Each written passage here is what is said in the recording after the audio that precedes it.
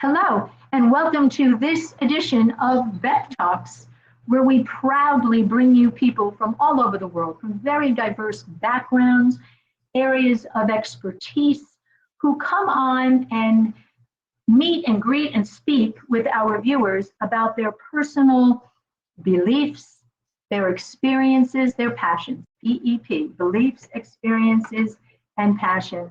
And I have to say, we never disappoint, and we are certainly not going to disappoint today as I introduce our very special guest, Trung Vu. Trung, welcome. Thank you so much, Beth, for having me. It is an honor and a privilege to be here on your show. Thank you again.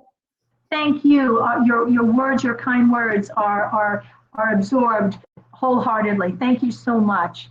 Thank you. You know, in getting ready to introduce a guest on B.E.P Talks, I always know who we want to introduce and why, but I don't get very deep into their story because I love the spontaneity of the conversations that we have. And we're definitely going to be promoting Trung today in a very special way, but I cannot go on without recognizing your story. How you came to this country, to the United States of America in 1975. It's I guess, somewhat a common story in a sense that at that time many people were, and yet still unique to you and to your family. Would you please share with us, with the viewers, your story of how and why you came to this country? Absolutely. We came here, my mom, my brother, my dad. We escaped from Vietnam in 1975, the fall of Saigon. And I was about 7 years old at the time. And I still remember running on a beach, getting shot at. And we finally flee on a fishing boat. And we were stranded for about 2 weeks with very limited water and food on a boat. And finally, we were rescued from an American Navy ship.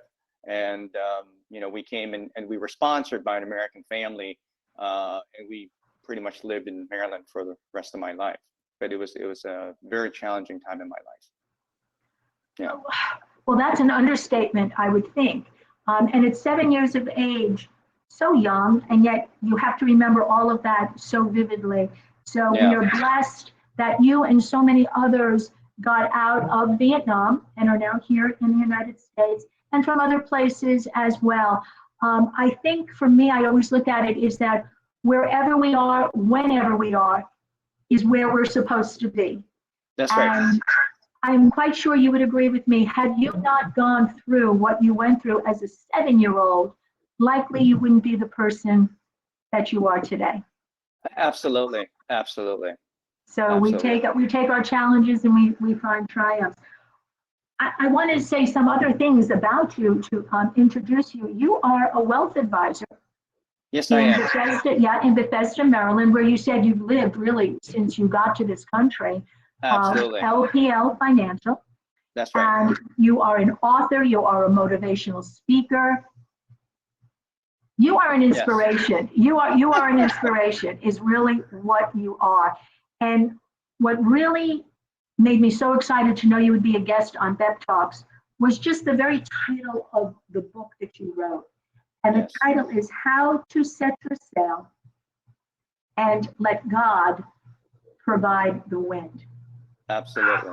Yes, it is. I mean, I'm very grateful that everything God has given me, and everything, happens for a reason. Everything. Good or bad. Yes, in God's time. So now that I know your story, that I only learned this morning about your backstory coming from Vietnam, that you said you were out to sea for 2 weeks, that you were picked up by an American fishing boat. Right. Was somehow that the influence anyway about setting your sail and let God provide the wind, let God take you where you were supposed to go? Well, that is the irony of it, but no, because I got my title because as I was growing up and I was taught to excel in school, be successful, live the American dream. And I did all of that. And I try to plan my life. And most of the time it doesn't come true. But when I let go and have faith in God, things are just fall into place. When you let go of your anxieties, when you let go of your anticipation and your worry, and you let the Almighty take over, you start seeing things happen. So I realized that you have to do your part in this world. You got to set your sail. You got to pay the bills. You have to set your goals, put the kid through school or whatever. But at the same time, how do you let go of the anxiety and trust in the Almighty to make things happen for you? So that's why I came up with that title, is that I can't do this alone. You're here for a purpose. So your purpose is whatever that purpose may be, to serve. But you got to surrender that purpose and let things happen, as opposed to fighting against the force. So we have to be accountable. Yes. But we're not always necessarily in as much control as we think we are. Absolutely. Absolutely. Yeah. God needs you, and you need God. Okay. I mean, the purpose of life is to discover the gift you were given and to return it to the world. That's it. That's it. I mean, it's not to make $1 million. It's not to get a Nobel Prize winner or famous actor or actress. And, people revere these people, but it's who you are as a person and why are you here? And I'll tell you a quick story. Some time ago, I was at Home Depot because my faucet wasn't working. And I'm like, what do I do? How do I fix this faucet? And they're like, well, go down the aisle, whatever number that is, and talk to Joe. So I went there and I talked to this guy named Joe, and he's, oh, this is easy. You got to get this flange and this and that and put this together. And I said, Joe, I have no idea what you're talking about here. He said, look, where do you live? I said, 10 minutes down the road. He said, I'll tell you what, I get off at 6 p.m. I'll come over, I'll install it for you. This is what you got to buy. I said, you'll do that? I said, absolutely, I'll do that. I said, wow. So 6 o'clock, Joe came with his son, and he was telling me about his story, how he's been a plumber, how he's loving it, and he fixed my faucet, and here I am with all the wealth and money, and I'm like, wow, I yearn for this man's simplicity and enthusiasm. And at that point, I knew that the purpose of life is to find the gift you were given and to return it to the world. And your reason, I dare say, that the reason you went to Home Depot, you thought it was going to get some plumbing supplies. That really wasn't really the ultimate reason. You needed to connect with this fellow named Joe, because he didn't just teach you some plumbing tricks. No, he taught you a great lesson. And I think that when you let go and let God, things come your way, the opportunity, the people, and things I've learned now. I'm like, oh my God, that happened. And these are like little lessons that you learn from the Almighty. And life is not supposed to be perfect all the time. No. You're gonna have obstacles. You're gonna have the ups and downs, the disappointment, the hardship, and all that. But you need to learn from that, and everything is a stepping stone to where you need to be. So lessons in everything, and you've learned some very, very big ones, and certainly taught many big ones. And that brings me to this. You are a public speaker, and what I really am very curious inviting you to do is to share with us now, when you are on stage, you have an audience in front of you, what it is that you share with them. May I invite you to share with us now? No pressure. Yes, no pressure. Yes. So thank you. So with no further ado, I give you Trung Vu. Thank you so much for having me. And I was, talking about finding purpose and working with God to make things happen. And I think that the first thing that we have to understand is that there is a God. There is a force out there that created everything, and including you. I mean, if you look at the sun and the earth, the perfect distance. If we're a little closer to the sun, we're going to fry. If we're a little bit further, we're going to freeze. I mean, how does that happen? The cells in your body, you know, everything's worked perfectly together. So there has to be a creator of this universe, the rain, the sun. And if you look at the perfection of the world, yes, there's crime, yes, there's drugs, there's a lot of things going on. But if you look at it as a whole, it's perfectly orchestrated. So if this source created everything, that source created me, right? So if this source created me, then there has to be a purpose to my life. So I believe that most people have to understand that they are here for a purpose and they are gifted. And a lot of people say, well, I don't know what to do with my life. I'm afraid to try new things. That's when you're setting yourself up for failure, when you think that you can't do it. Because what one person can do, another can do. And you'll never know right away when you wake up in the morning and say, oh, this is my purpose. Your purpose will find you. Just, I mean, not everybody is fortunate like Mozart or whoever and to discover their gift. It takes some time, and God have put you on this earth for a purpose. And that's the first thing, is to understand that there is a God. And number two is to know that you have a purpose. And there may be an aha moment for you to find your gift. Maybe I've known people who started with a company, and all of a sudden they're like, well, maybe we can do something better. And then the next thing, you have their own company. So where you are in life today is where you're supposed to be. But you also have to learn from adversities, and you just have to understand that everything happens for a reason. I was on a cruise ship a while back. I'll tell you a story. And I love piano bars. And I went to the piano bar, and there was this guy named Steve. He was playing the piano, and we're singing along, and it was amazing.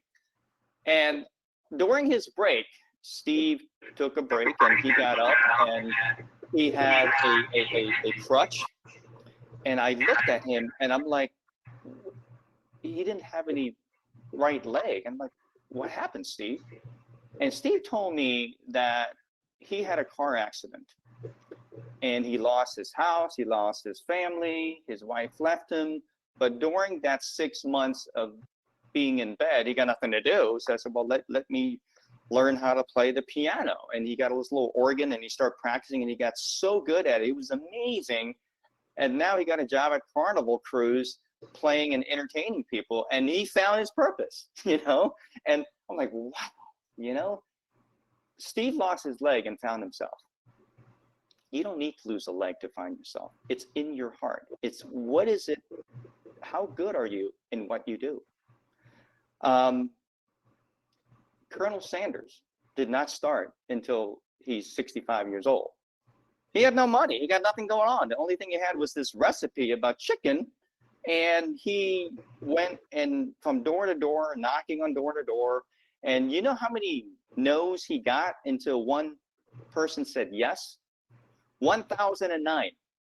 1,009 no's until somebody said, yeah, we'll give it a shot. And now he's Colonel Sanders. So never, ever give up on your dream.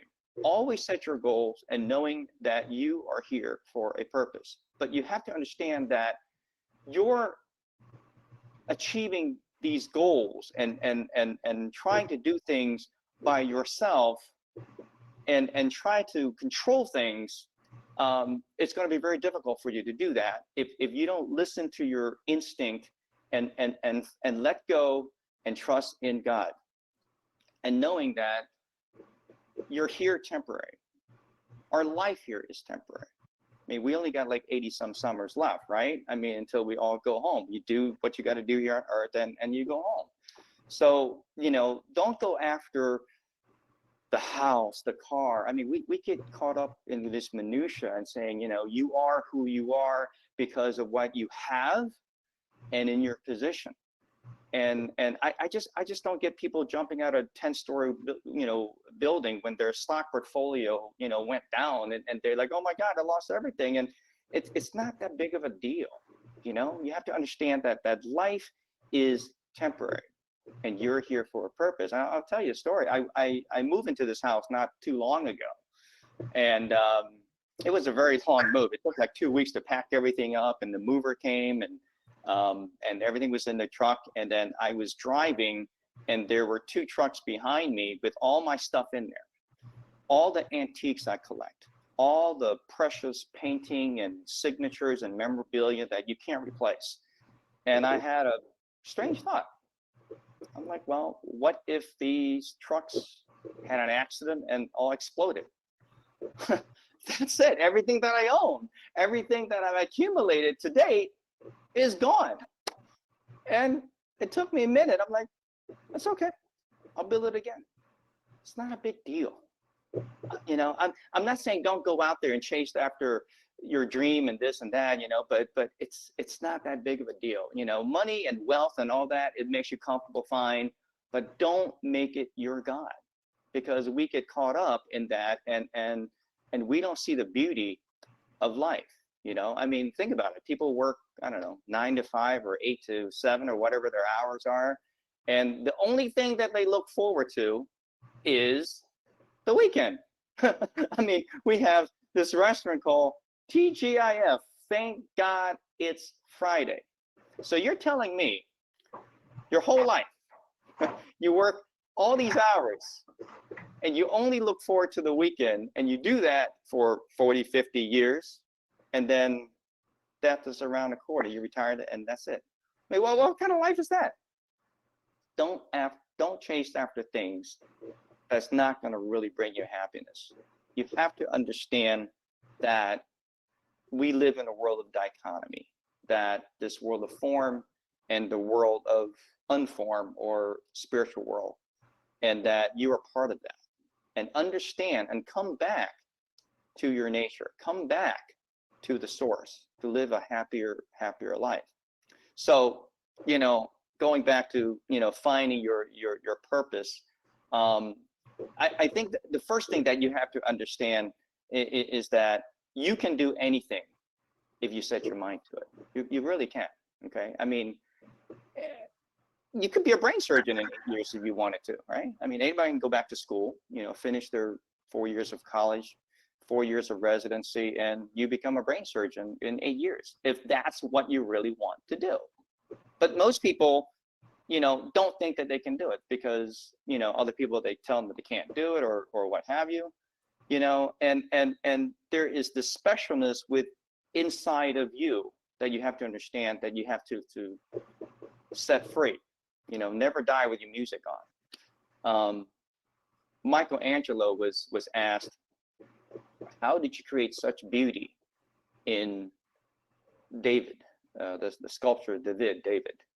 And he said, well, I saw the David within this marble, and I just remove what's not the David. There is a David in each and every one of us. We have to remove the exterior influence from other people to discover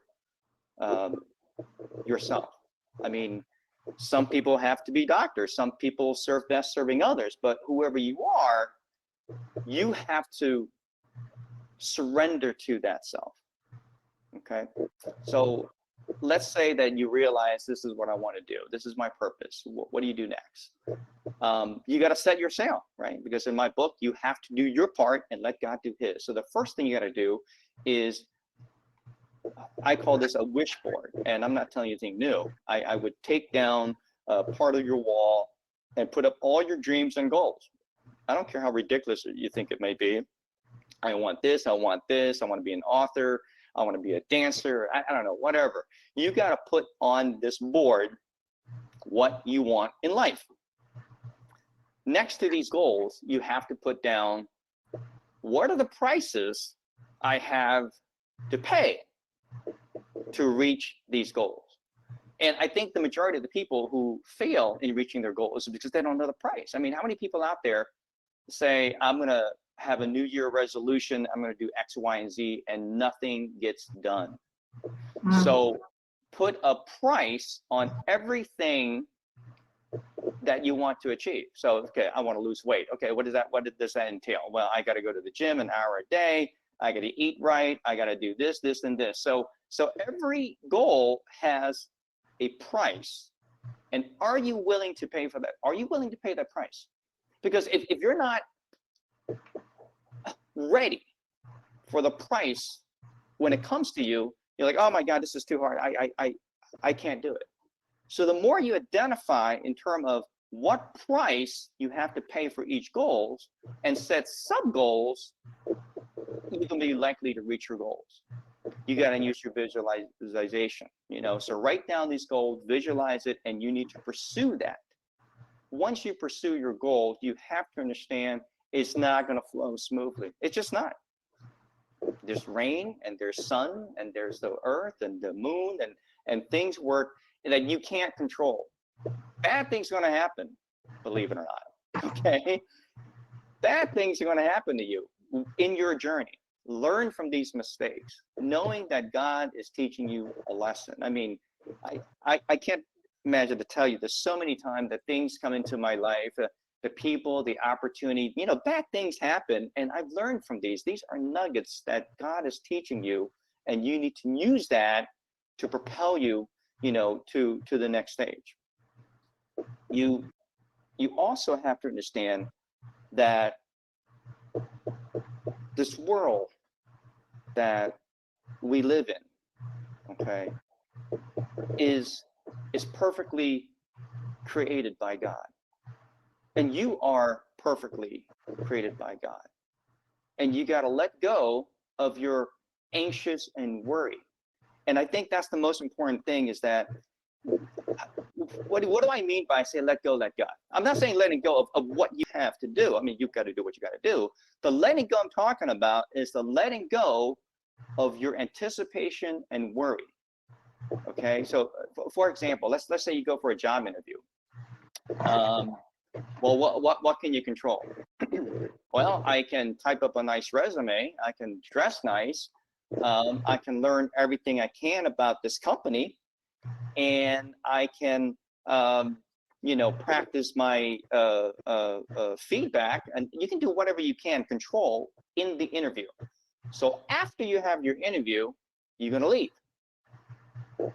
You can't do anything else after that. You can't control if this person is going to hire you or not. So there's no sense of saying, I don't know, maybe he didn't like my hair, maybe he didn't like the way I wore my shirt or my dress or whatever. There's no sense of going over and over and over the negative things. And I think that most people have anxieties and worries because they don't live in the present moment. Because the present moment is the most important thing, right? I mean, the past is gone. The future has not come yet. People live in the future. Most of the time they live in the future, or they're dreading from the past. But they don't live in the present moment. I mean, how many times have you driven down the highway and you just missed your exit because, your mind it's on something else? And we live like that. But if you don't live in the present moment, you cannot create the future.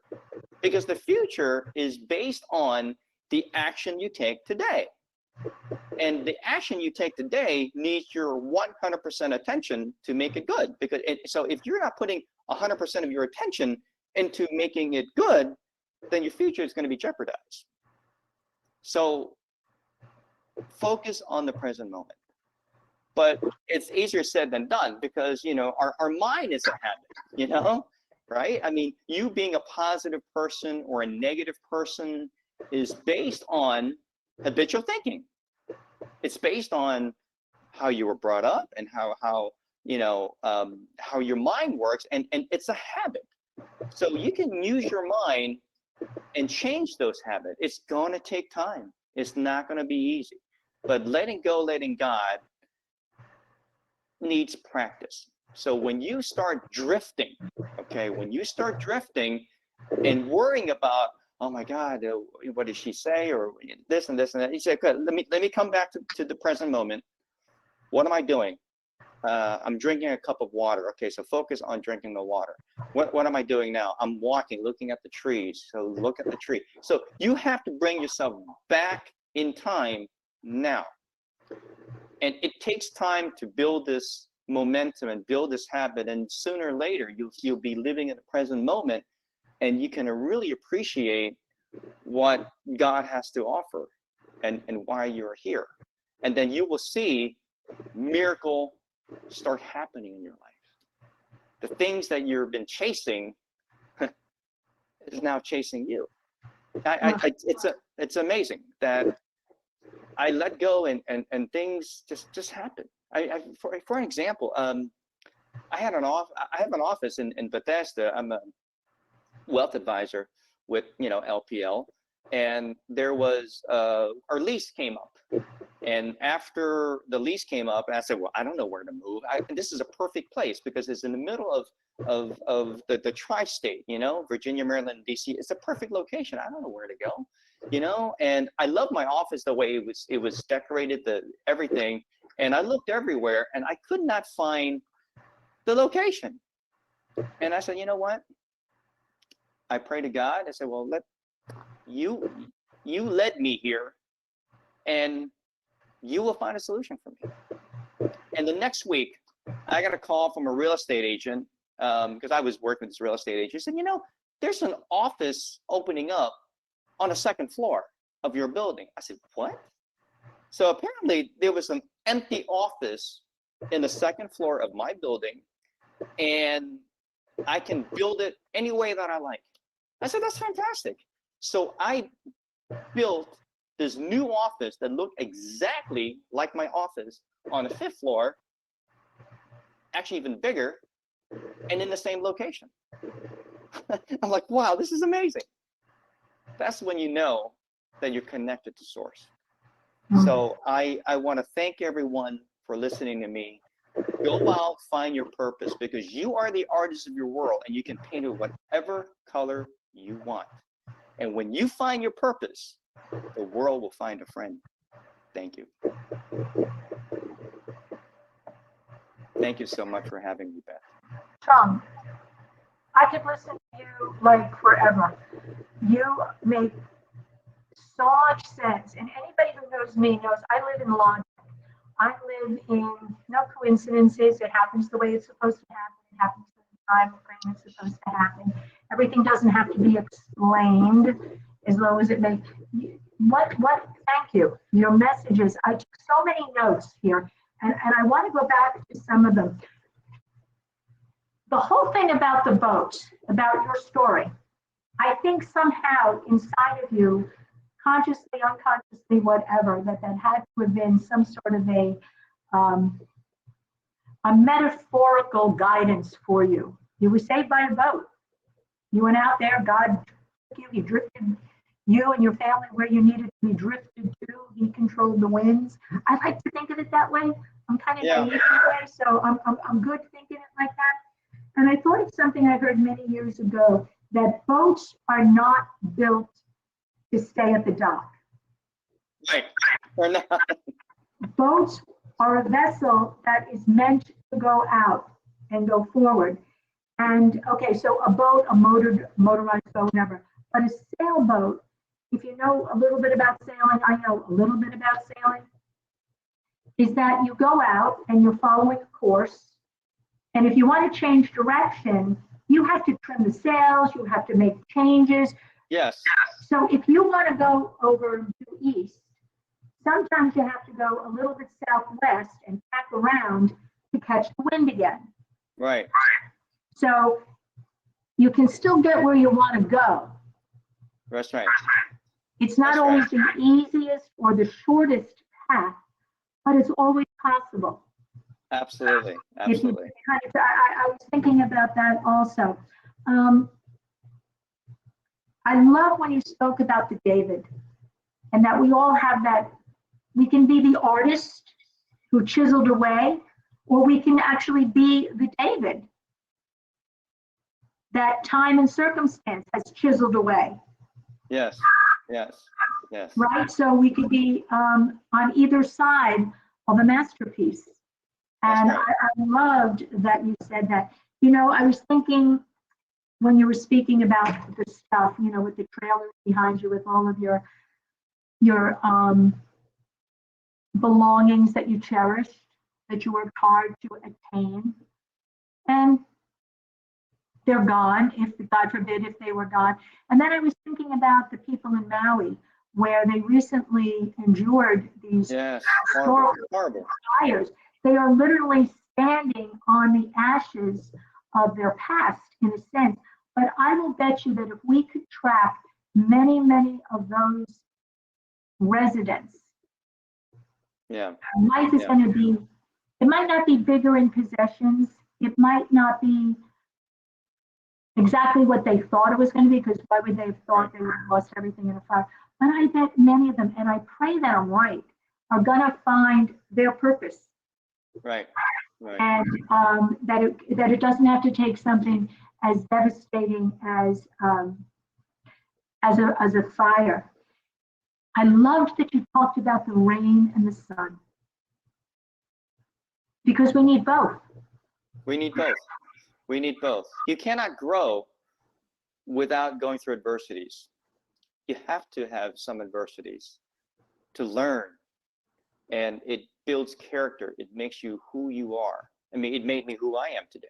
With all Clearly, the hardship and all the anguish, and I still remember rummaging through garbage and finding out what people were throwing away. My mom and my dad, you know, were through poverty and all that, but it was fine. It was okay, because it made me who I am today. It made them who they were, you know. And I love my mom, and I miss her to the day, and I still cry missing her. She died in 2016, and she was everything to me, and she taught me never ever to give up, and she always looked at the positive side of things. I'm like, wow. So she influenced me the most.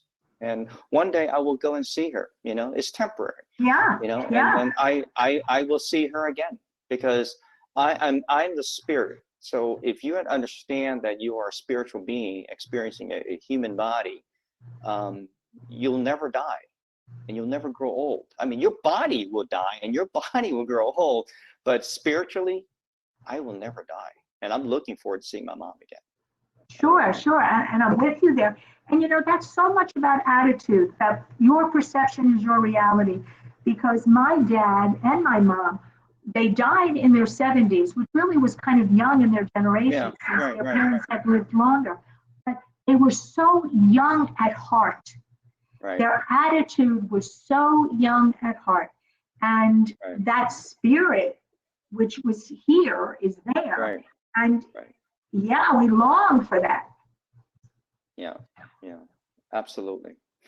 Life is You, great. you, life is great. Well, clearly you have worked so hard. You have survived so much, and then grew it to thriving. And I know I'm not putting that in the context of look at all my stuff, look at my wealth, look at my success. You thrive as a spiritual being, and now you're spending your very valuable time, probably a lot of your weekends when everybody's looking for the weekend. You're working to be able to go out and talk to an audience Yeah, and share your story. and I want to tell your audience is that you got to give back, and Mm, and mm. and I'm not talking about writing a check for $1 million. Giving back meaning truly, maybe just asking someone, "How are you doing?" and really, really mean it. That's giving back, or being there for that person. You know, you really don't need to donate a lot of money to say, oh, I'm giving back, and let everybody know that you gave. That's the least amount of giving, or act of giving that I say. Give it in silence. It feels so good when you give back. It's It just so does. amazing. Small little steps. It doesn't have to be. Listen, if anybody's in a position to write $1 million to a great charity, write the check for the $1 million. But don't think if you're not in that position that you. Right. It's the little things. It's even smiling at somebody, because That's I right. always think you don't know what that person's going through. You don't know the Right. last conversation that they may have had, and a Right. smile might just bring them out. Right. It might just help them in the smallest way. You know, I'm not a very tall person, but I'm taller than the average woman. And little things like going down the grocery store aisle when I would see people like, smaller, older ladies trying to reach up for, the top Yeah. shelf, I said, how can I help you? They looked at me as if I were doing like some major act of kindness. Right. And I'm thinking, like, could it be a more simple gesture? Absolutely. And Right. not only giving back, but being grateful, giving gratitude. And I think that people only come to God when there's adversity. I come to God every day. I mean, to thank Him for what I have and people in my lives and my life, and just talk to Him like you talk to a normal person, and be grateful. I mean, and some people out there are like, well, you have no idea what's going on with my husband or my wife or my job, or why do I have to be grateful? I mean, can you breathe? Can you walk? Can you talk? My mom couldn't do that. And the last day of her life, she couldn't breathe. She was on a ventilator. She couldn't talk. She couldn't walk. So be grateful for just being alive and being here. And all the stuff that we try to accumulate and all that, it's not a big deal. I mean, I'm not saying don't go get it. Go get it. Have fun, I mean, go get the house, go get this and that. That's not a big deal. Go get it. But don't make it your God. Don't make it your God, because if you make it your God, if you're saying, I need to have this, this, and this to be happy, you will never be happy, because that means there's a price for your happiness. Don't do that. Yeah. You just brought me back to another point that you said, and I believe that it's never too late to do anything. You said, if you want to go be a brain surgeon, at 70, if you're willing to pay the price. I wouldn't want you to be my surgeon down the road at 80, perhaps, doing your first brain surgery, but okay, that's the practical side of me. I thought of ready, willing, and able. We kind of have that phrase. I'm ready, willing, and able. I go back to the piano player. He never thought of finding that joy that he now has. And what a wonderful story, until he had adversity. Losing his leg enabled him to take the time to learn how to play. So we're always able. Are we ready? Are we ready? And are we willing? That's and when you put the three of them together, I think we're all unstoppable. So I guess, not to sound like I'm pontificating, that's not my place, but it's the small things that make the biggest difference. Absolutely. It's the small things. Listen, I could talk to you forever. I want to share, though, I want to let people know how they can be in touch with you, because I know that there are many people who will be watching, who will be listening, who want to know how to follow up. Obviously, Google is a great thing, but right here, all you have to do is go right here. When you're watching beptalks on our YouTube channel or on Facebook or at the gscw.com or here on the Meeting platform, you will be able to connect with Trung. And I think we all have a reason to know somebody like you. And I so appreciate that I had this personal opportunity to really share up close and personal with you. And I just want to make sure that beptalks gives everybody else that opportunity as well. So please connect with Trung right there. All you have to do is click that button. Get that book, How to Set Your Sail and Let God Provide the Wind. And the wind changes, which isn't that the way of God letting us know all the time that He's still here. The rain falls. I'm still in control, people. Here's the sun, here's the rain. You need both, but I'm still in control of all of it, whatever your God may be. We're not talking about religion. We're talking about something on a very different level. That's right. So please give yourself the blessing of getting to know Trung Vu a little bit more, and how proud your mother is. Thank you so much. Thank you. God bless everybody.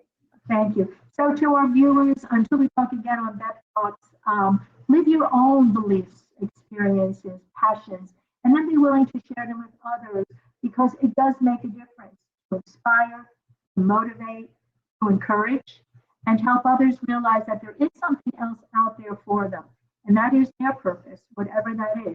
So make it your purpose to help others find theirs. So until we talk again, may the best always be yet to come. Bye for now. Thank you.